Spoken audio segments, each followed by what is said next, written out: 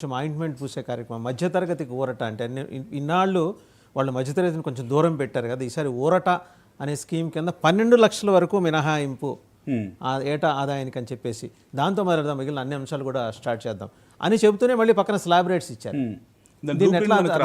ముందుగా మనకు రావాల్సింది దాని బ్లూ ప్రింట్. ఇప్పుడు 12 lakhs స్లాబ్ అని చెప్పేసి మళ్ళీ 4 lakhs నుంచి 6 lakhs, 6 నుంచి 8, 8 నుంచి 10, 10 నుంచి 12, 12 పైన మార్చారు. ఇది ఎలా దాన్ని బైఫర్కేట్ చేస్తున్నారు అనేది మనము ఫైనల్ డీటెయిల్స్ వచ్చినప్పుడు మనకు అర్థమవుతుంది.